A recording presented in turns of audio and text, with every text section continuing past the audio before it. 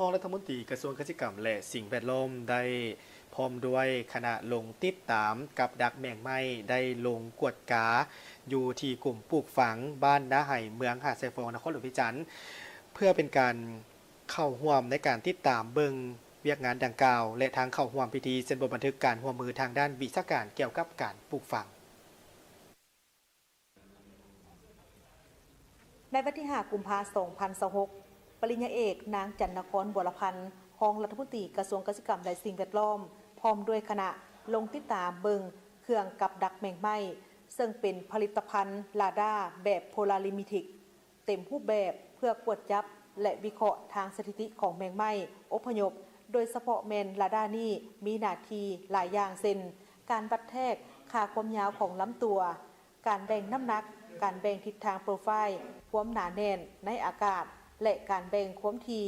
ของการกระพือปีกของการอพยพได้อย่างชัดเจนเครื่องดังกล่าวนี้สามารถจับความไวสูงได้ถึง5 กิโลเมตรกันฝนกันฝุ่นและทนต่อการกัดของแมงไม้ป้องกันความสุ่มซื่นและลมลงมาติดตามเนาะสุกยู่การหัวมือกับสปจีนโดยเฉพาะเป็นกลุ่มปลูกฝังกับศูนย์เกิดว่าสถาบันคนกลัวการป้องกันพืชของสปจีนเนาะที่ว่าเฮาหัวมือเกี่ยวกับการสุกยู่ติดตามเฝ้าระวังและป้องกันพยาธิศัตรูพืชข้ามแดนโดยเฉพาะแม่นพวกเฮาได้สำเร็จการหัวมือเกี่ยวกับการติดตั้งเรดาร์การติดตั้งเรดาร์อันที่1อันที่2มันติดตั้งเกี่ยวกับการกับดักเฝ้าระวังด้วยแสงแต่สำหรับอันที่1นี่คือเรดาร์ติดตามเฝ้าระวังมีการติดตามมีระยะใกล้ประมาณ1,500 2,000 เมตรถือว่าพอติดตามการเคลื่อนไหวการเฝ้าระวังการขยายของแมงไหม้ที่จะเป็นอันตรายต่อการปลูกการฝังถือว่าพยาธิแมงไหม้ที่ระบาดในทุกวันนี้เนาะและสำหรับกับดักแมงไหม้ก็ถือว่ามีความยาวประมาณ500 กว่าเมตร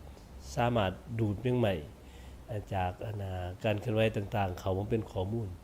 อันนี้ถือว่าพวกเขาพันขยายที่สนำของรัฐบาลของกระทรวงเกษตรกรรมและสิ่งแวดล้อมเกี่ยวกับการผลิตเสบียงอาหารการผลิตสินค้าเพราะว่าเวียงงานป้องกันพืชสำคัญหลายของการ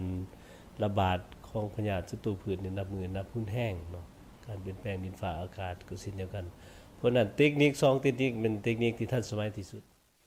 ในวันเดียวกันท่านรองรัฐมนตรีกระทรวงเกษตรกรรมและสิ่งแวดล้อมก็ได้เข้าร่วมพิธีเซ็นบทบันทึกการร่วมมือทางด้านวิชาการเกี่ยวกับเวียกงานปลูกฝังระหว่างกรมปลูกฝัง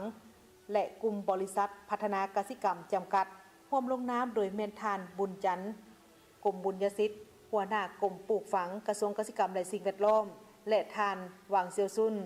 ประธานบริษัทกลุ่มพัฒนาเกษตรกรรมจำกัดการร่วมมือกันในครั้งนี้เป็นเพื่อเป็นการเพิ่มทวีการร่วมมืออย่างรอบด้านในแขนงการเกษตรกรรมระหว่างลาวและจีนโดยการร่วมมือกันทางด้านเทคนิควิชาการในการพัฒนาเวียกงานส่งเสริมการปลูกพืชเบารวมเบาเฉพาะแม่นการพัฒนาเวียกงานของการปลูกพืชผักและไม่ให้มากการสร้างตั้งโรงงานผลิตฝุ่นอินทรีย์และสร้างหอพิพิธภัณฑ์วางแสดงผลิตภัณฑ์เกษตรกรรมพร้อมเดียวกันนี้ยังมีแผนจะสร้างแอปพลิเคชันในการคุ้มครองข้อมูลสำหรับหมากไม้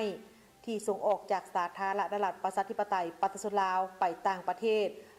พร้อมทั้งสร้างตั้งระบบการติดตามและตรวจสอบย้อนหลังทางดิจิตอลในทั่วประเทศแบบรวมศูนย์我是老挝农业发展集团的黄孝车จุดประสงค์ของการร่วมมือในครั้งนี้มีประการที่1แม่นนำเอาระบบมาตรฐานสากลเพื่อสร้างพื้นฐานการพัฒนาแบบยืนยงเป็นต้นแม่นการยั่งยืนมาตรฐาน GAP GMP และ HACCP ประการที่2จุดประสงค์ที่2แม่นเพื่อสร้างระบบการติดตามแห่งชาติด้วยดิจิตอลเพื่อจัดวางด้านเทคนิคการค้าเช่นโดยพวกเราจะตั้งระบบการติดตามย้อนกลับคืนเพื่อสร้างความมั่นใจให้กับผู้บริโภคการร่วมมือดังกล่าวในครั้งนี้เป็นนิมิตหมายสำคัญแห่งการพัฒนาแขนงการปลูกฝังสุขยู่ส่งเสริมและอำนวยความสะดวกในการแลกเปลี่ยนบทเรียนและเทคโนโลยีที่ก้าวหน้าซึ่งบ่เพียงแต่เป็นการยกสูงสมรรถภาพการผลิตเท่านั้น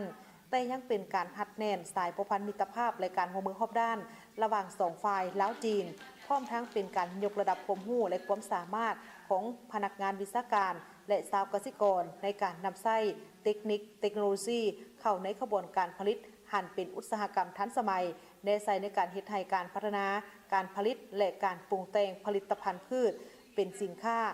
มีทั้งปริมาณและคุณภาพเพื่อจำหน่ายภายในและส่งออกไปต่างประเทศให้นับมือนับหลายขึ้น